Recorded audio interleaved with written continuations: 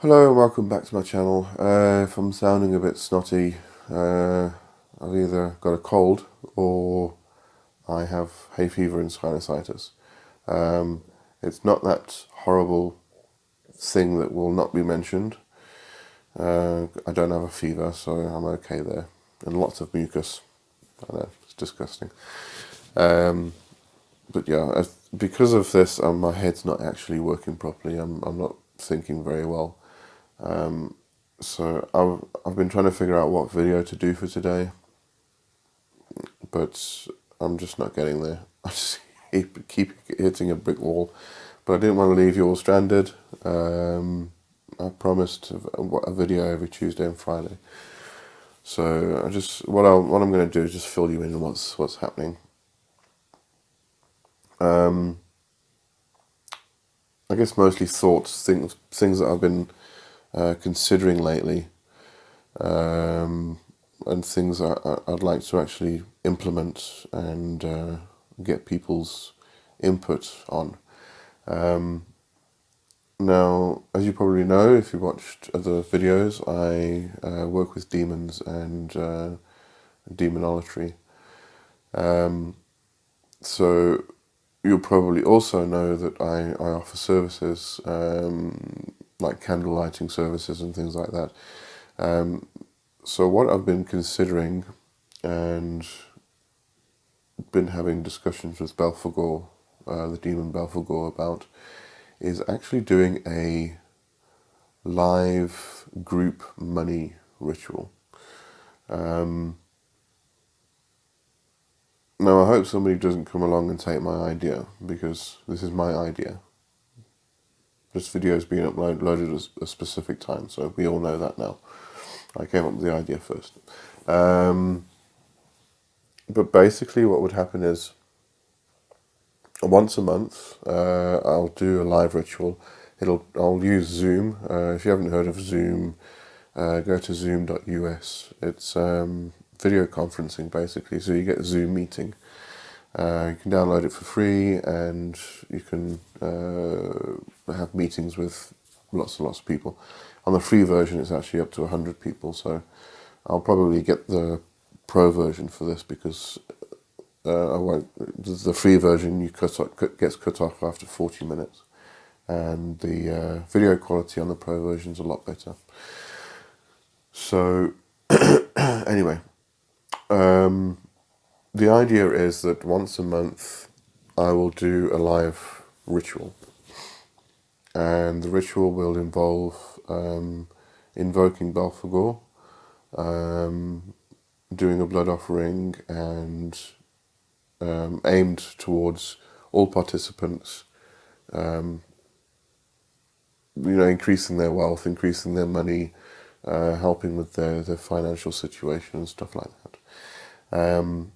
But then each participant would, all they would need to do is just get a green candle, like a pillar candle, like a nice big one, because they'll burn it every Thursday for a month. I'm saying a lot of ums today. I told you my brain's not working very well. Okay, so I will do the ritual itself, but all participants will have their own candle, which they will light during the process. And if they want to meditate while I'm doing the ritual, that's fine, whatever they want to do, but they'll light the candle. And the idea behind it is, and the idea that was given by Belphegore, and actually Belial actually came along with this first, was that it creates like a network of energy.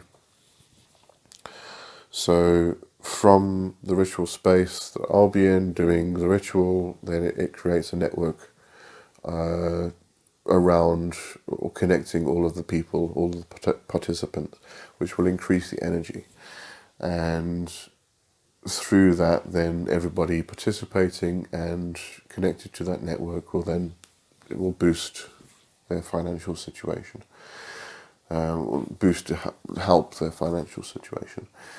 And then once a week, everybody just lights their candle and lets it burn down for quarter way, and then for the rest of the month.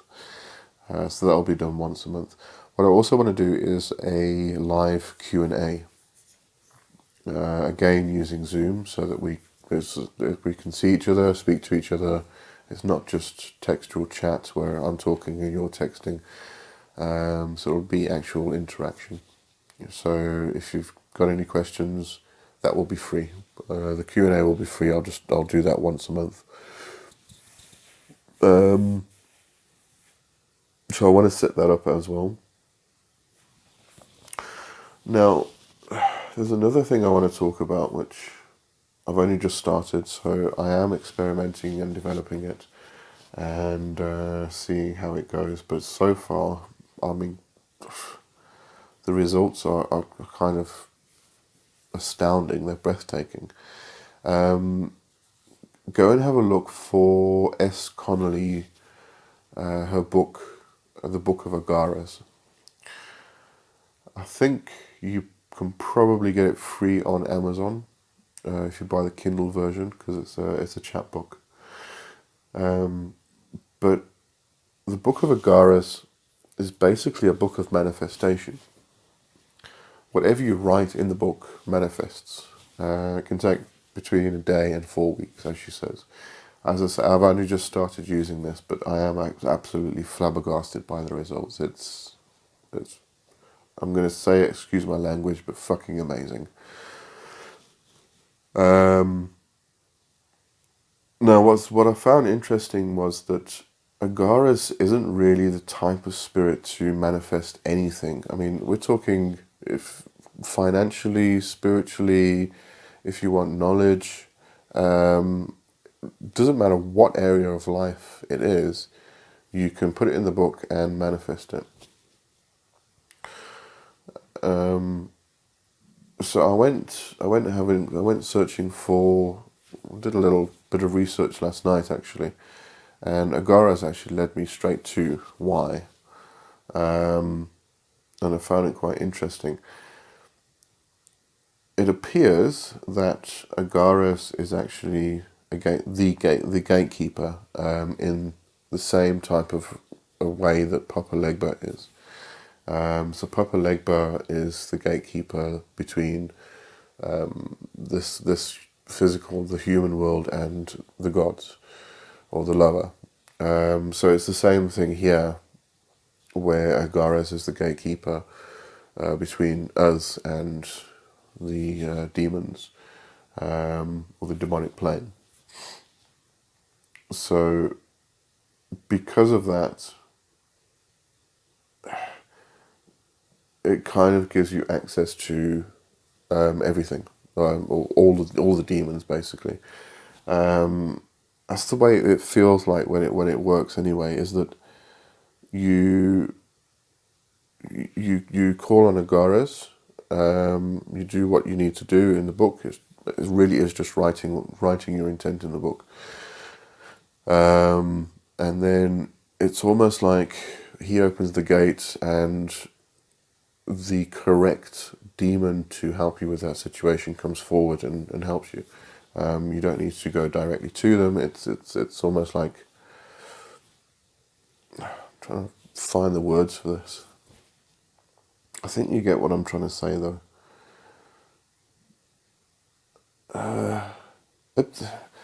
Let's just put it this way. You stand. Let's just picture it. You stand there. Agares in front of you, and you say to Agares, "I'm on XYZ." Agares turns around. He opens the gate, calls whoever it may be, has a chat with them, and that's it. That's how it feels. That's what it feels like anyway, when you're doing this. But anyway, how I got there, why I got there. There's a site that I go to for all of the information about the spirits of the Goetia. I'll link it below because it's a really good page on the site, because it takes all of the information from the different grimoires, from the Goetia and other grimoires, and also from Serpentis 666 site, which I believe is now down, but whatever was mentioned about the spirits on that site has been pulled into this page, which is actually kind of nice because they used to do a very one-on-one type of invocations with the spirits. So it's more of a personal opinion than rather, just a broad perspective that you might find in a grimoire or in the Goetia itself. So anyway, so I went to that site first, and in there it's mentioned that Agares was originally the Greek god or giant Argos. Argus. So I went looking for, never heard of Argus before. So I went looking for who Argus was, and all of the pictures. There's tons and tons of pictures because there's a part where in the myth, in the story, where Hermes gets sent to kill Argus, and that's where he actually gets the name. What was it? Slayer of Argus, I think it was. So anyway, so yeah, in the myth, in the story, there's this part where he goes off and he kills Argus. He lulls them to sleep with his music, and then he chops his head off. It's in order for Io to be released, something like that. Anyway, that's besides the point. But in the pictures, all the depictions from the different artists over centuries, Argus is seen holding a staff, and usually there's a dog and a cow nearby. Now, go and have a look for traditional pictures of Papa Legba, and you'll usually find that he's either got a staff, a walking stick, or a crutch. And there's usually always a dog, quite often two dogs. And in some depictions, especially if you relate it to Saint Anthony, which is the patron saint that is used in hoodoo to represent Papa Legba. But there's quite often other cattle, sheep, but usually a cow. And I found it was kind of synchronous because, you've got Papa Legba there and you've got Argus here, and they both kind of look the same. The depictions are the same. How they're represented is the same. So I found it kind of curious. And then Agares said this is why, because he is a gatekeeper that opens the gate between the two worlds, and that's why the book works. But it's quite amazing. The book is quite, you have to set it up and everything else. You go through a ritual process, and then you charge it over a week. And on the front page, you've got a little scrying mirror, and your personal effects, your signature, your name, some blood, and some hair clippings, tag lock. But and then when you want to use it, you actually you open the front page, you gaze into the scrying mirror, you repeat the end for Agares, and then all you do is just write your intent in the book. And as I say, I'm not going to tell you what I'm doing at the moment with it. I'm going to wait until the end of April, because there's one particular thing that is kind of unheard of. The achievement of it is kind of unheard of. So so far so good. I've been using it for a week now, and but I want to give. I've got a time frame to the end of April, so I'll come back and let you know what the results are for that. So those are the three things that have been on my mind in the past week or so that I've been wanting to actually get some feedback on. Unfortunately, my audience isn't big enough at the moment to get some a huge amount of feedback, but whatever feedback I can get, I'd appreciate. And I think that's it for the moment. Oh, there was another thing, but I'll get into all these things more specifically. I'm just want to go broadly through because, as I say, for me, I was going to do a video on cursing today, and I can't get my thoughts in a straight line, so I'm going to abandon that until next week, I think.